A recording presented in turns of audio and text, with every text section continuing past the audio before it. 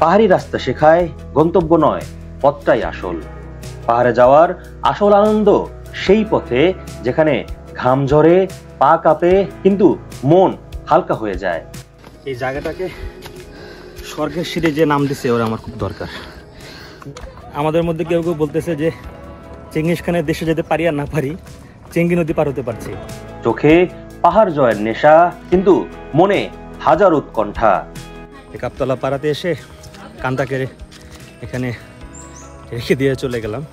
সবশেষে রহস্যময় সেই আলুটিলা গুহা। ভেতরে যত এগুচ্ছিলাম ততই গভীর হচ্ছিল রহস্যটা। আর শেষ সন্ধ্যায় গান শুনতে শুনতে খাগড়াছড়ির দিনটি পার করছি এক আনন্দময় মুহূর্ত নিয়ে।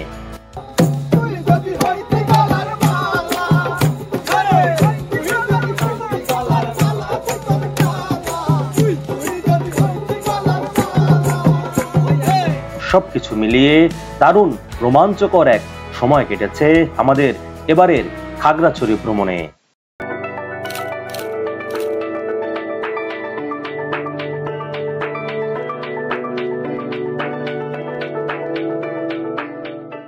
যাত্রা শুরু দিশা পরিবহনের এই নন এসি বাসটিতে করে ঢাকার পলাশী মোড় থেকে। বলে রাখা ভালো, আমাদের এই খাগড়াছড়ি ট্যুরটি হচ্ছে একটি ট্যুর গ্রুপের মাধ্যমে।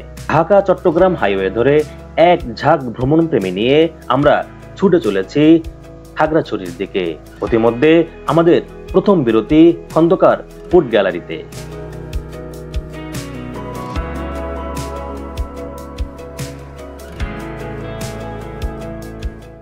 25 মিনিটের এই বিরতি 50 মিনিটে শেষ করে আমরা আবারও ছুটে চলেছি ঢাকা চট্টগ্রাম হাইওয়ে ধরে খাগড়াছড়ির পথে।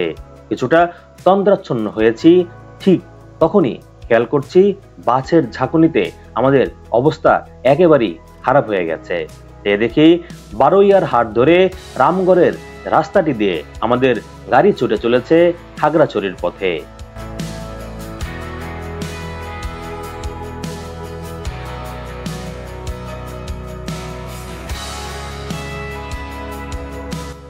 রামগড়ের এই রাস্তা ধরে এবারই প্রথম যাচ্ছি খাগড়াছড়ি। আগে কখনো এই রাস্তায় প্রবেশ করা হয়নি। প্রথম অংশে খুব খারাপ অবস্থা থাকলেও পরবর্তীতে এ রাস্তা একেবারে মসৃণ, সুন্দর আর চলতে খুবই আরামদায়ক লাগছিল।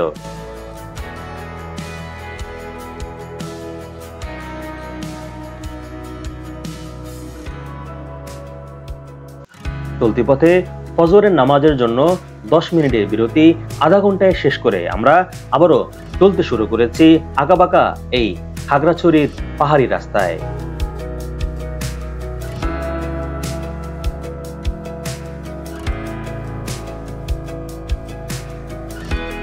পাহাড়ি রাস্তা ধরে গাড়ি চলছে ধীরে ধীরে।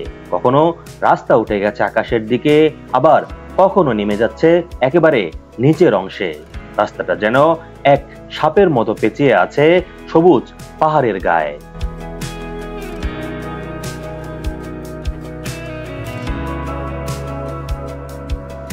পাহাড়ি রাস্তার বাঁক এতটাই বেশি, কখনো পূব আকাশে সূর্যের আভা মনে হচ্ছে ডান দিকে, কখনো সামনে, কখনো বা বাম দিকে, বা কখনো হারিয়ে যাচ্ছে চোখের সামনে থেকে।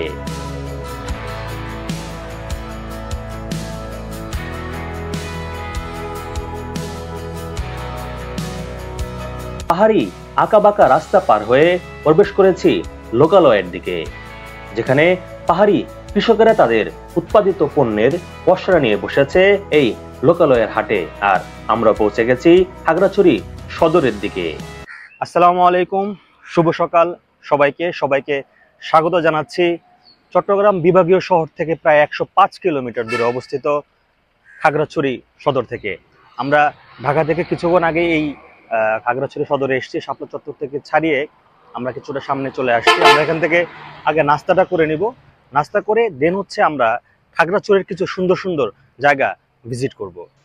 সকালের নাস্তায় ট্যুর গ্রুপের সাথে ইনক্লুড থাকা খুবই সাধারণ মানের ডিম খিচুড়ি খেয়ে আমরা রওনা হয়েছি আমাদের প্রথম গন্তব্য স্বর্গের সিঁড়ি বা হাতিমাথার দিকে। যাত্রাপথে দেখতে পাচ্ছি এলাকার একটি বিবাহের গাড়ি চলে যাচ্ছে আমাদের সামনে থেকে।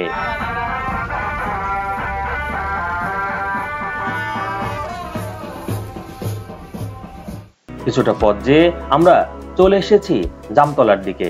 জামতলা থেকে আমাদের স্বর্গের সিঁড়ি বা হাতিমাথার প্রথম ট্রেকিং পর্ব শুরু হয়ে যাচ্ছে।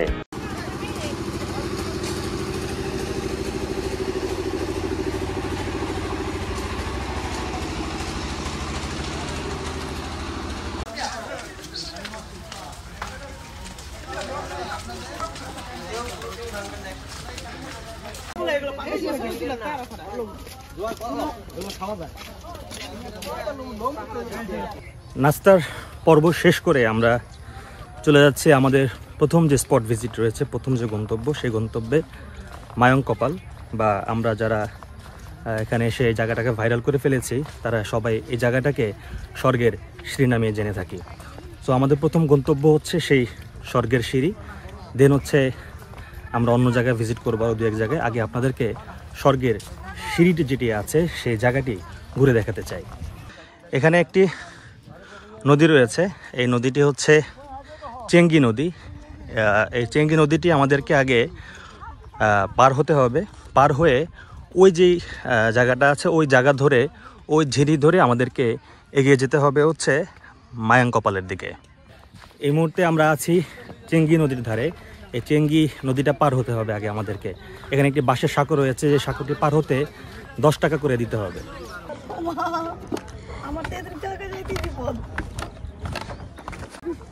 আমাদের মধ্যে কেউ কেউ বলতেছে যে চেঙ্গিস খানের দেশে যেতে পারি আর না পারি, চেঙ্গি নদী পার হতে পারছি। তো এখন চেঙ্গি নদী পার হচ্ছি, আর এটা পার হয়ে ওই পারে গিয়ে যে জায়গাটাতে উঠতে হবে এটা আরও বেশি কঠিন, একটু দুর্গম রাস্তা, খুব ভয়ঙ্কর। এই জায়গাটা ওঠা বেশি কঠিন। উঠতে পারবা?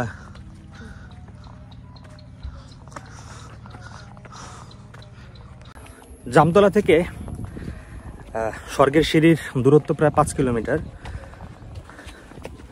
দূরত্বের বিচারে খুবই কাছে, তবে খুব কঠিন কঠিন জায়গা পার হয়ে আসতে হয়, এর জন্য একটু সময় সাপেক্ষ, অনেক বেশি সময় লেগে যায়। আমরা যেই জায়গাটিতে যাচ্ছি সেই জায়গাটির নাম হচ্ছে মূলত মায়ঙ্কপাল। এটা যারা ত্রিপুরা আছে ওরা এই নামই ডাকে, যার অর্থ হচ্ছে হাতি মাথা আর কি। মায়ং মানে হচ্ছে হাতি, কপাল হচ্ছে মাথা, তো দুইটা মিলে এটার নাম হচ্ছে হাতি মাথা বা মায়ঙ্কপাল। আর চাকমা যারা আছে, চাকমা সম্প্রদায় যারা আছে, তাদের কাছে এটার নাম হচ্ছে চাকমা ভাষায় এদুসিরেমন। ত্রিপুরারা এটাকে ডাকে মায়ঙ্কপাল, আর চাকমারা এদুসিরেমন বলে এটাকে জানে। আর আমরা যারা এখানে রেগুলার বেসিসে আসছি তারা এটার নাম দিয়েছি স্বর্গের সিঁড়ি। আমি জানি না কেন স্বর্গের সিঁড়ি দিয়েছে, তবে যাওয়ার যে রাস্তাটা রয়েছে এখান থেকে হাতিমাথা যাওয়ার যে রাস্তাটা অসাধারণ, খুব হেঁটে খুব ভালো লাগবে। অনেক রোদ উঠে গেছে এখন আকাশে, রোদ না থাকলে এই ট্রেকিংটা আরও মজার হবে। কিছু দূর সামনে আসতে এরকম একটা জায়গা দেখা যায়, যে একটা রাস্তা চলে গেছে সোজা একটা ডান দিকে। আমরা ডান দিকেরটা থেকে চলে যাব, বাম সাইডে হচ্ছে প্রাথমিক বিদ্যালয়, তার পাশ থেকে সোজা একটা রাস্তা চলে গেছে, আমরা ডান দিকে ঢুকে যাব। এখানে অনেকগুলো রাস্তা, তো অনেকে বুঝতে সমস্যা। আপনি কিছু দূর আসতে দেখবেন আমরা সাঁকো আছে, সাঁকো পার হয়ে আপনাদেরকে এই বাম দিকে যেতে হবে। আর এই পাশে, ঠিক এই পাশটাতে রয়েছে একটা ঝিরি, সুন্দর ছোট।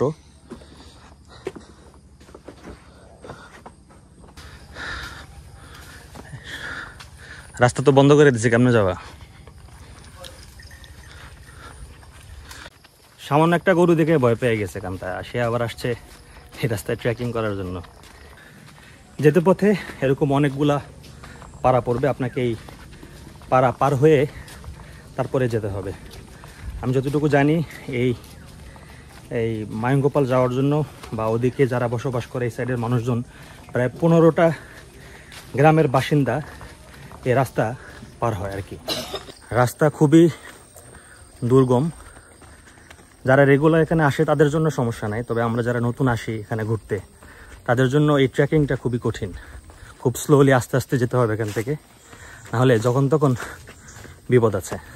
আপনাদেরকে ছোট একটা ইনফরমেশন দিয়ে রাখি, আমরা একটা ট্যুর গ্রুপের সাথে এসেছি এই খাগড়াছড়িতে, নামটা আমি পরে বলছি।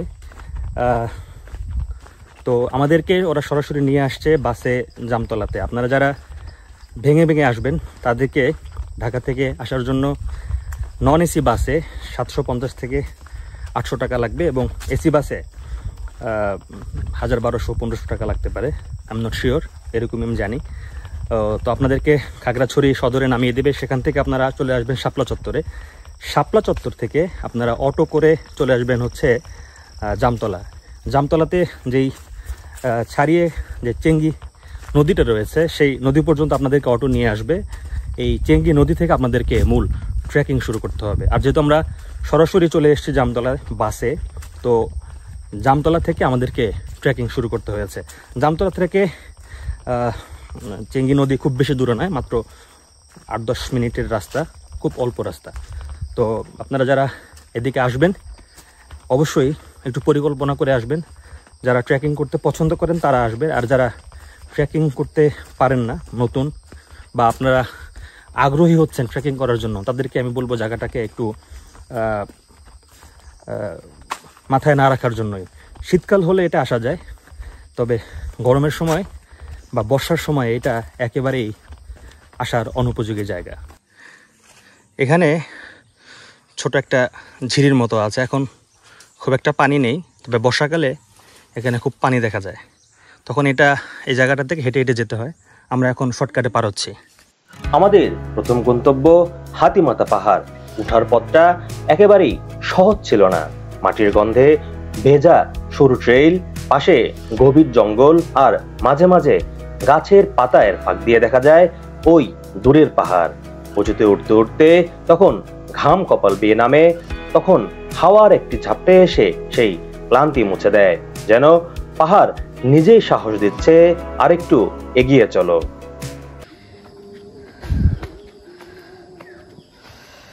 এই জায়গাটাকে স্বর্গের সিঁড়ি যে নাম দিছে ওরা আমার খুব দরকার।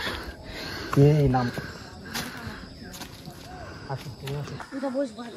হ্যাঁ,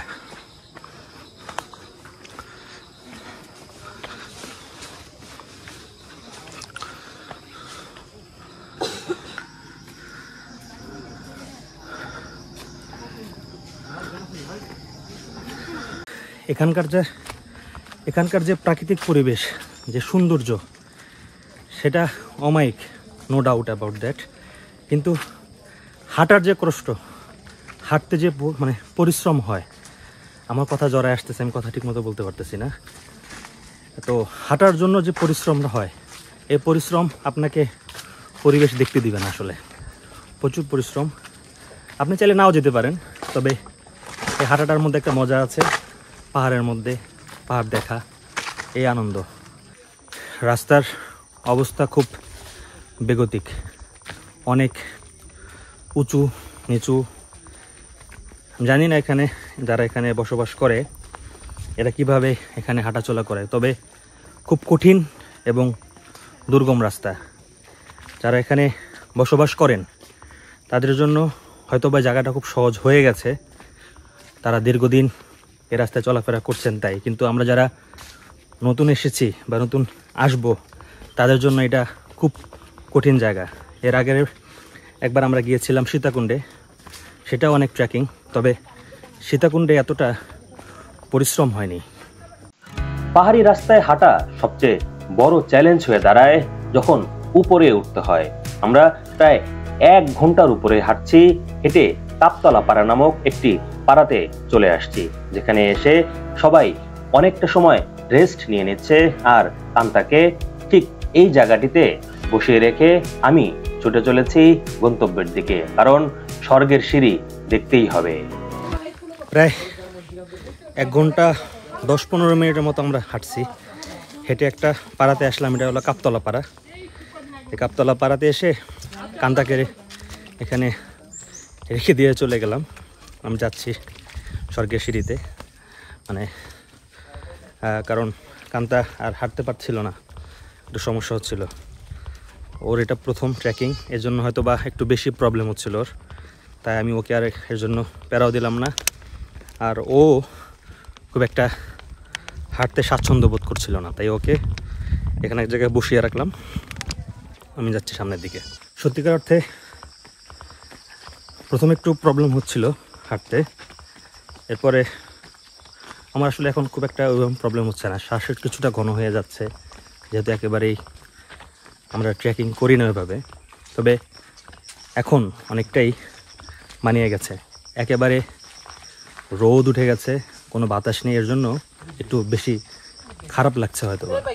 পাহাড়ে প্রচুর কলা হয়, মানে পাহাড়ে প্রচুর কলা গাছ হয়, যে প্রচুর কলা গাছ এখানে দেখা যাচ্ছে, প্রচুর কলাও হয়। আমরা খাগড়াছড়ি ঢোকার আগে একটা বাজার দেখেছিলাম, সেই বাজারে প্রচুর কলা দেখেছি, এখানে কলা বিক্রি হয় আর কি। দীর্ঘ প্রায় 1.5 ঘন্টা হাঁটার পরে আমরা দেখা পেয়েছি মায়ঙ্কপাল, অর্থাৎ হাতিমাথার। এই জায়গাটা দেখতে আসার জন্য মূলত মানুষ এতক্ষণ ট্রেকিং করে। যদি খেয়াল করে না, এখানে কিন্তু একটা আলাদা ভাইব দেয়া আছে, মানে এই জায়গার থেকে এসে এই একটা নেমে গেছে, এইটা হলো মাথার অংশটা। এখান থেকে যে সিঁড়িটা নেমেছে, সিঁড়িটা হচ্ছে সুরের অংশ। ওরা এইভাবে চিন্তা করেছে। তো টোটালটা হচ্ছে হাতি, আর এটা হচ্ছে হাতিটার মাথা আর কি, মাথাটাতে সিঁড়ি। তো এটাকে ওরা স্বর্গের সিঁড়ি বলে আর কি। হাতি মাথা মূলত যে সিঁড়িটা আছে, সেই সিঁড়িটা প্রায় 308 ফিটের মতো লম্বা, এবং এখানে প্রায় 300টি, হয়তোবা কিছুটা কম বেশি হতে পারে, প্রায় 300টির মতো সিঁড়ি রয়েছে। এই সিঁড়িটা পার হয়ে ওই পারে আরও পাড়া আছে, সেই পাড়ার লোকজন এখান থেকে আসা যাওয়া করে আর কি। তো ওই পারে যারা থাকেন ওদের জন্য এই সিঁড়িটা খুব কাজের হয়েছে, মানে খুব উপকৃত হয়েছে ওদের জন্য। এই সাইডটাতে প্রায় 15টি পাড়া রয়েছে। এই 15টি পাড়ার লোকজন এই রাস্তা ধরে যাতায়াত করে সব সময়।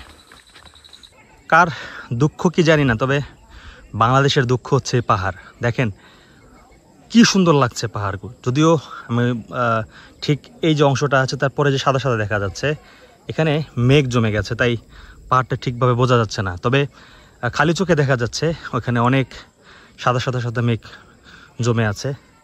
আমাদের সেই সব পাহাড় ইন্ডিয়ার ওই পাশে, আমাদের কাছে কোনো পাহাড় নেই। মূলত এই যে এই পাহাড়টা আছে, এই পাহাড়টাই হচ্ছে মায়ঙ্কপাল, মানে হাতিমাথার যে পাহাড়টা সেটা।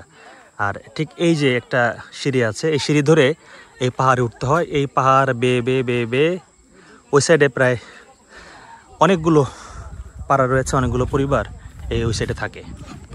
এত দূর যেহেতু কষ্ট করে এসেছি, এই সিঁড়িটা ওঠার সুযোগটা মিস করতে চাচ্ছি না। এর জন্য উপর থেকে পাহাড়ের দৃশ্যগুলো কেমন দেখা যায় সেটা দেখার জন্য মূলত সিঁড়িটা বেয়ে উপর ওঠার চেষ্টা করছি, এবং আপনাদেরকে দেখাবো কেমন লাগে দেখতে উপর থেকে।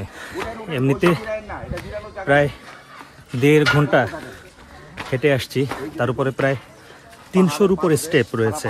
এই মায়ঙ্কপাল যে সিঁড়িটা রয়েছে, 300-র উপরে স্টেপ রয়েছে। সেই স্টেপ বেয়ে বেয়ে উপরে ওঠার চেষ্টা করছে, যাতে উপর থেকে সুন্দর একটা ভিউ দেখা যায়। স্বর্গের বাকি অংশ উঠতে পারলেন না তো, তার আগে কলা রুটি খাওয়া শুরু করছেন নাকি উপর থেকে দিছে?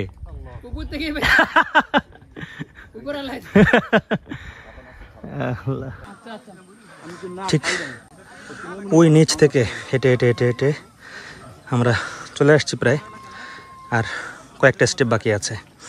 আর এখান থেকে প্রকৃতি কত সুন্দর লাগছে, অসাধারণ দৃশ্য।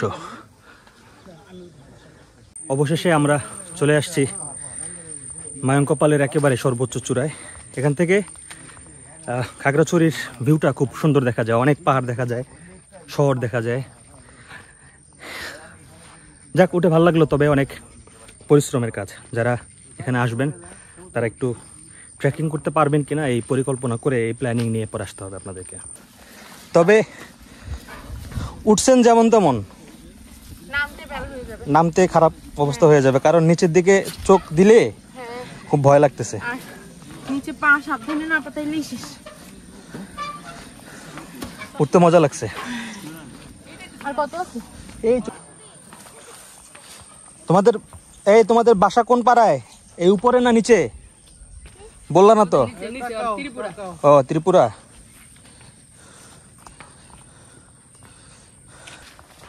উঠতে যেমন তেমন, কিন্তু নামার সময় পা আসলে লিটারেলি কাঁপতেছে, একটু ভয় লাগছে এখন। যদিও অনেকটা নিচে নেমে চলে আসছি, আশা করি এখন আর খুব একটা সমস্যা হবে না, কিন্তু উপর থেকে আমি ভিডিও করতে সাহস পাইনি, এতটা পা কাঁপছিল। অবশেষে ফাইনালি স্বর্গের সিঁড়ি যারা এটাকে নাম দিয়েছে সেটা এক্সপ্লোর করা হয়ে গেছে, এক্সপ্লোর করতে পেরেছি। এখন ফিরে যাচ্ছি আবারও জামতলার দিকে।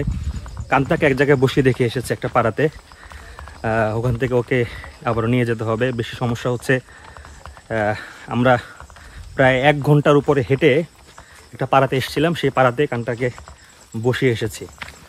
তো ওখান থেকে আবার 1 ঘন্টা হেঁটে ওর যেতে হবে। তবে সুবিধা হচ্ছে আসতে একটু বেশি কষ্ট হয় আর কি, মানে আসার সময় পাহাড়টা উপরের দিকে উঠে খাড়া, তাই একটু কষ্ট হয়। নামার সময় ঢালু হবে, খুব একটা কষ্ট হবে বলে মনে হচ্ছে না। তো যাই হোক, ফিরে যাচ্ছি। আমরা এখন জামতলার দিকে চলে যাবো আস্তে আস্তে। আমাদের সঙ্গী সাথীরা কিছু এখনও উপরে আছে, তারা আস্তে আস্তে আসুক, রেস্ট নিব। জামতলার দিকে গিয়ে ফ্রেশ ট্রেশ হয়ে আমরা আবার খাগড়াছড়ি সদরে গিয়ে দুপুরের লাঞ্চ সেরে নেব। যারা এখানে আসবেন তারা যদি স্বর্গের সিঁড়ি দেখবেন এটা ভেবে আসেন, তাহলে বলবো আপনারা এখানে আসবেন না। যদি এখানে হাঁটতে পারেন, ট্রেকিং করতে পারেন এবং আপনার যদি পরিবেশ পছন্দ হয় তাহলে আপনি এখানে আসবেন। কাপতলা থেকে কান্তাকে রিসিভ করলাম। কান্তা কাপতলায় বসেছিল একটা পাড়াতে। অনেক কপাল নিয়ে জন্মাইছি, তাই মায়ং কপাল আসতে পারছি, যেহেতু জায়গাটার নামই মায়ং কপাল। তো স্বর্গের সিঁড়ি নাম মূলত দিয়েছে, এদের সাথে কথা বললাম যে অনেক ইউটিউবাররা আসে, এই ইউটিউবাররা এখানটার এই জায়গাটাকে স্বর্গের সিঁড়ি নাম দিয়েছে। হাতিমাথা বা স্বর্গের সিঁড়ি ট্রেকিং শেষ করে আমরা খুবই ক্ষুধার্ত হয়ে গেছি। দুপুরের খাবারের খাওয়ার জন্য আমরা চলে এসেছি সকালে যেই অংশে আমরা নাস্তা করেছিলাম সেই হোটেলটিতেই। সকালের মতো দুপুরের খাবারও একেবারে সাদামাটা করে খাইয়ে আমাদেরকে নিয়ে যাওয়া হচ্ছে আলুটিলা পর্যটন কেন্দ্রে। বলে রাখা ভালো, এই ট্যুর গ্রুপের সাথে আমাদের মোট 5টি জায়গা ভ্রমণ করার কথা রয়েছে।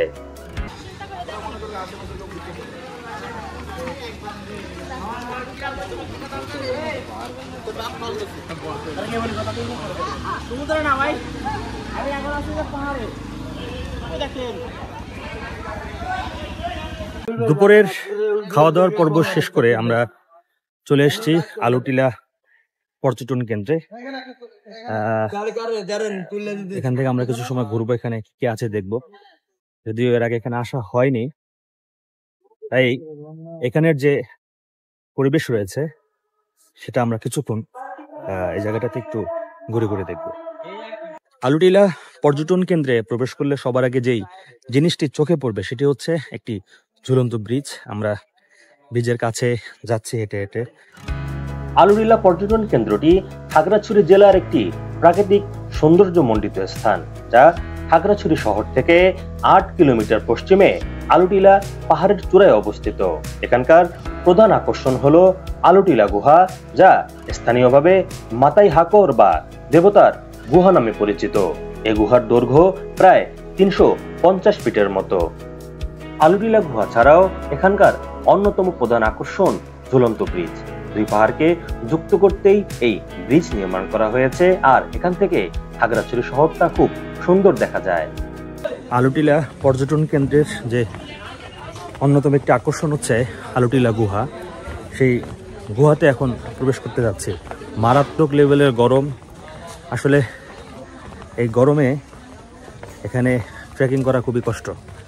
এবারের খাগড়াছড়ি ট্যুরটা শুধু ট্রেকিং আর হচ্ছে সিঁড়িতে ওঠা নামার করাই হচ্ছে। আমরা এর আগে হাতিমাথাতে প্রায় 300 সিঁড়ির উপরে হেঁটেছি। এখানে প্রায় 266টার মতো সিঁড়ি রয়েছে। এই সিঁড়িগুলো বেয়ে আমাদের নামতে হবে আলুটিলা গুহার যে ভিতরের অংশ, সেই ভিতরের অংশে। আলুটিলা পর্যটন কেন্দ্রে যারা প্রবেশ করবেন তাদেরকে 40 টাকার টিকিট কেটে আলুটিলা পর্যটন কেন্দ্রে প্রবেশ করতে হবে। এখানের অন্যতম আকর্ষণীয় হচ্ছে এই আলুটিলা গুহা। এর পাশাপাশি এখানে কিছু ভিউ পয়েন্ট আছে, ঝুলন্ত ব্রিজ রয়েছে। রাঙামাটিতে গিয়েছিলাম, সেখানে ঝুলন্ত ব্রিজ ডুবন্ত অবস্থায় ছিল, এখানে ঝুলন্ত অবস্থাতেই আছে। আমি দুটো দেখেছি অলরেডি।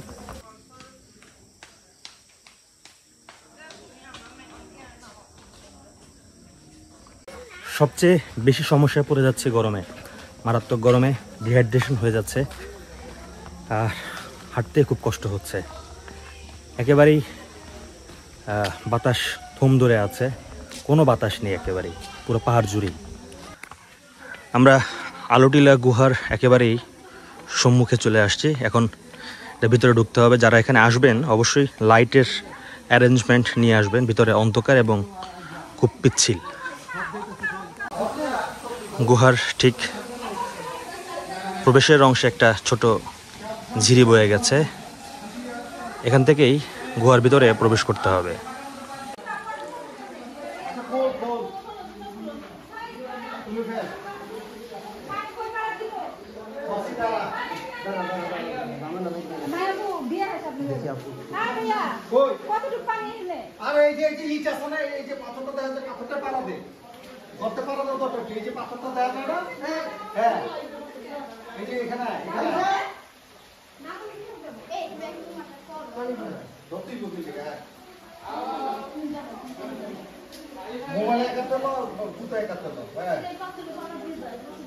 বিপদ করছে গুহা দিয়ে পাবি সামনে এক জায়গায় নিচে আছে। এটি একেবারে যারা আসবেন খুব সাবধানে আসতে হবে, লাইট নিয়ে আসতে হবে। স্থানীয়ভাবে এটাকে বলা হয় মাতাই হাকর বা দেবতার গুহা। এটি প্রায় 350 মিটার লম্বা। উপর থেকে মাঝে মাঝে পানি পড়ছে। সামনে গিয়ে এই ছোট ভাই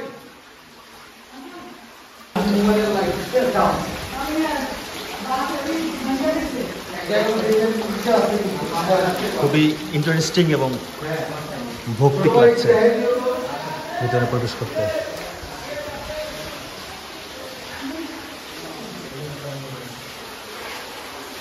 যে এই সেক্টর থেকে আমরা প্রবেশ করেছি, এদিকে আমরা চলে যাব। এক মুখ দিয়ে প্রবেশ করতে হয় এবং আরেক মুখ দিয়ে বের হতে হয়। ভিতরে কিন্তু অনেক ঠান্ডা, বাইরে যেমন গরম ভ্যাপসা, ভিতরে ঠিক ততটাই ঠান্ডা, মনে হয় ফ্রিজের মধ্যে ঢুকে গেছে।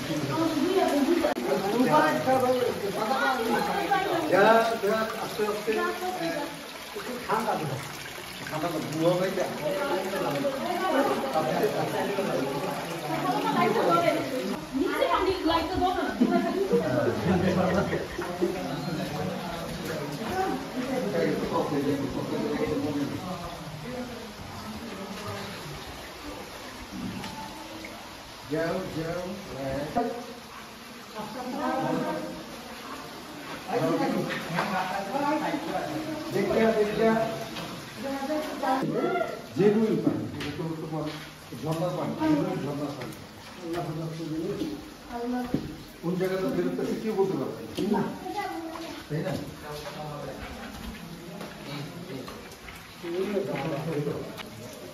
আস্তে আস্তে আস্তে আস্তে আস্তে আস্তে তুমি করো, আমি আগে উঠে শুরু করি। এই জায়গাটা উঠো।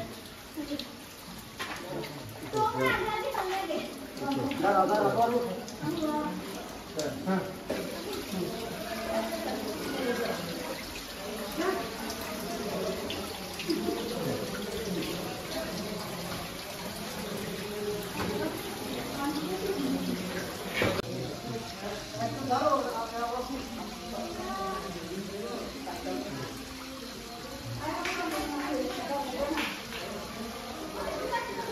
প্রায় 15 মিনিট সময় লেগেছে গুহার এক মাথা থেকে আরেক মাথার দিকে আসতে। বের হয়ে এসেছি পর্যটন কেন্দ্রের মূল অংশে। এখানে পাহাড়িরা তাদের পণ্য সাজিয়ে বসেছেন বেচাকিনি করার জন্য।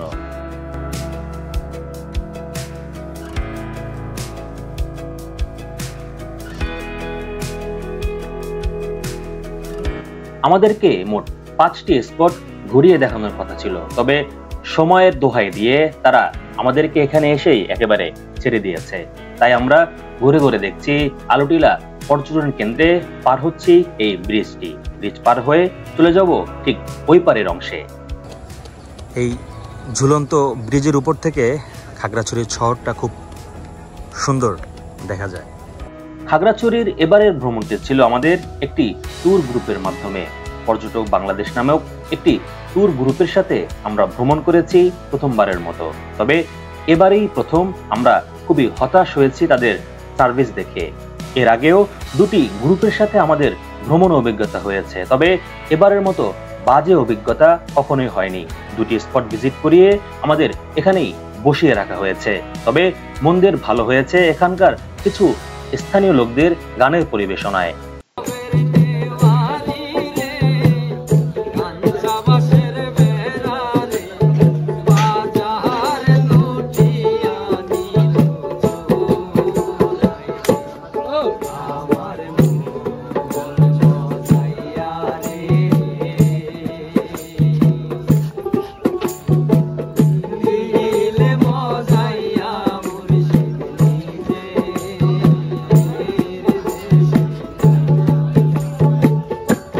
ট্যুর গ্রুপগুলোর সাথে একদিনের ভ্রমণে যেমন আনন্দ রয়েছে, অল্প খরচে ভ্রমণ করা যায়, ঠিক তেমনি অনেক ঝামেলাও পোহাতে হয়।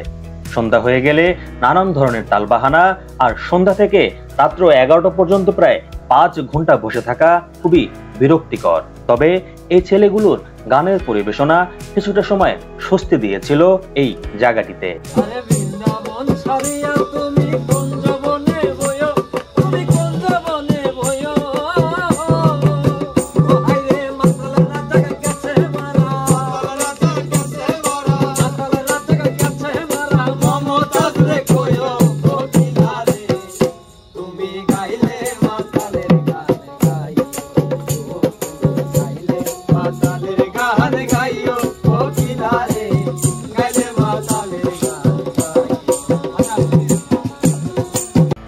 ট্যুর গ্রুপগুলোর সাথে ভ্রমণ করার মধ্যে একটি আনন্দ থাকলেও আমি খুব হতাশ হয়েছি এবারের পর্যটক বাংলাদেশের এই ট্যুর গ্রুপের সার্ভিস নিয়ে। খুবই বাজে মানের হোস্টিং আর খাবার ছিল আমাদের এবারের পর্যটক বাংলাদেশের এই ট্যুরে। তবে সবকিছুকে ছাপিয়ে গেছে এবারের খাগড়াছড়ি ভ্রমণ। একদিনে খাগড়াছড়ি দেখা মানে শুধু ভ্রমণ নয়, এটা যেন এক পাহাড়ি আত্মার সাথে সাক্ষাৎ। প্রতিটি রাস্তা, প্রতিটি ধাপ, প্রতিটি নিঃশ্বাসে প্রকৃতি আমাকে কিছু না কিছু শিখিয়েছে। আজকের ভিডিও এখানেই শেষ করছি। খুব শীঘ্রই দেখা হবে নতুন আরেকটি ভিডিওতে। সেই পর্যন্ত সবাই ভালো থাকুন, সুস্থ থাকুন। আসসালামু আলাইকুম।